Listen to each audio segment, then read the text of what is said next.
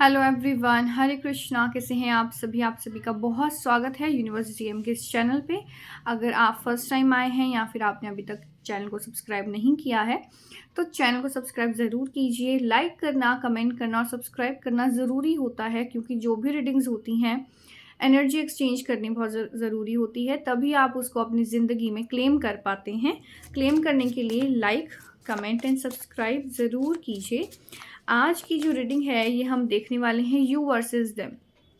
Title आप लोगों ने देखा है। देखने वाले हैं कि जो भी पर्सन आपके माइंड में है उनकी लाइफ में क्या हो रहा है, आप लोग क्या चीज़ें फेस कर रहे हैं। यू वर्सेस देम, उनका नाम ले लीजिए, सोच लीजिए उस इंसान के बारे में। देख लेते हैं दोनों की एनर्जीज। यहाँ पे ये है आपका यू, फसाड। कार्ड्स में पहले निकाले थी versus them, acceptance, growth, release. एक कार्ड आप लोगों का है, एक कार्ड उनका है, ऐसे मैं निकाल रही हूँ साथ के साथ। चलिए, बिटर स्वीट,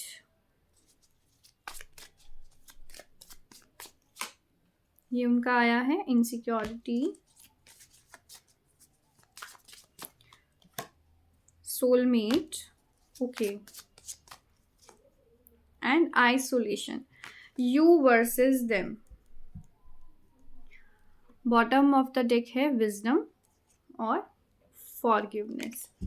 चलिए देखिए, यू वर्सेस देम। सबसे पहले आपके बारे में बात कर लेते हैं। यहाँ पे आप लोगों के लिए क्या आ रहा है। यहाँ पे सबसे पहली चीज़ें मैं ये देख रही हूँ कि आप लोग ना कुछ पहले का सोच के बहुत ही उदास रहते हैं कि मतलब पास्ट लाइफ में क्या चीज़ें हुई, चाहे वो आपका चाइल्डहुड है, चाहे बचपन की चीज़ें हैं, या पास्ट में जो भी चीज़ें हुई हैं, रीसेंट पास्ट हो सकता है, कि आपने अपने दिल की आप कहीं पे नहीं कर पाए।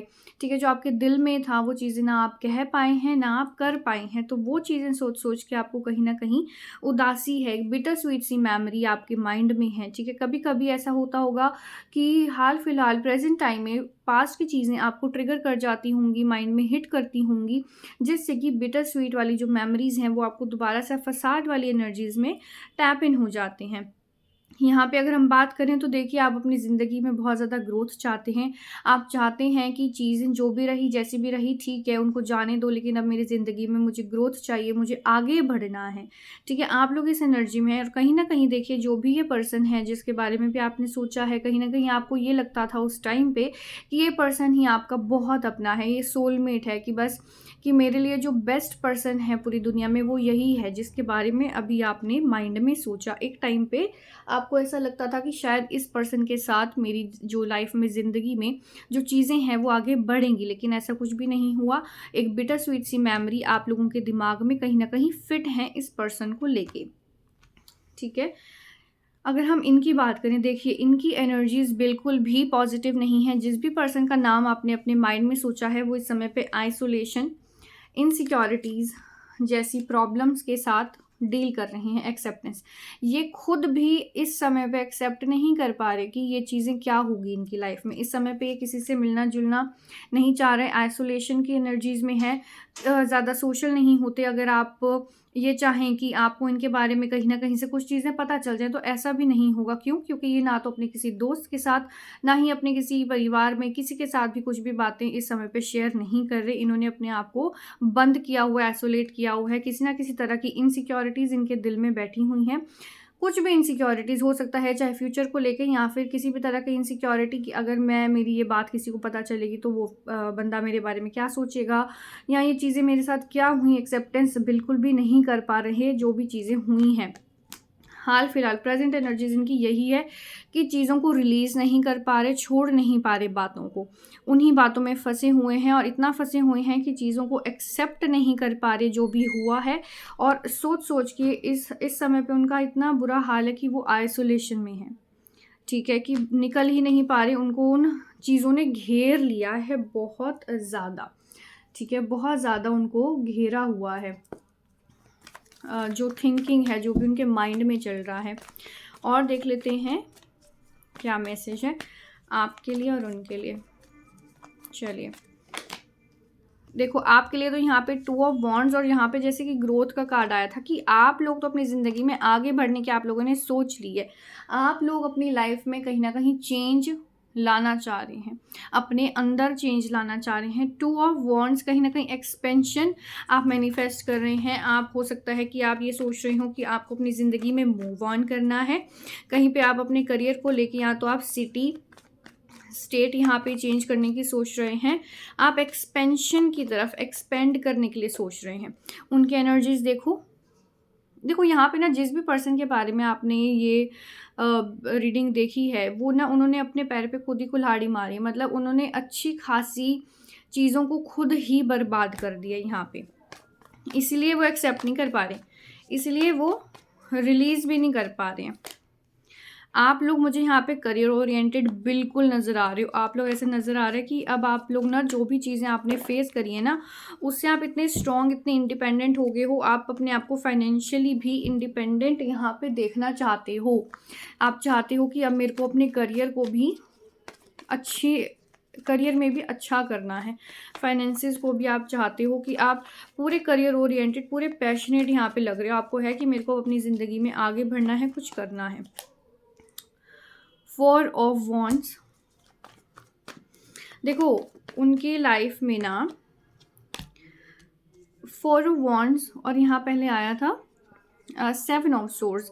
किसी ना किसी तरह का हो सकता है उनके घर में शादी का माहौल है, या उनके साथ कोई ना कोई शादी रिलेटेड जो है बात कर रहा है, या फिर वो खुद भी सोच रहे हैं इस बारे में कि वो अपनी मैरिज को लेके, अपने किसी घर में कुछ ना कुछ चीज़ों को लेके समय पे चल रहा है उनकी लाइफ में।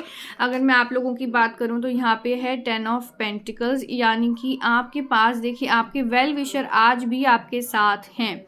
आपके जो वेल विशर्स हैं वो आपके साथ हैं।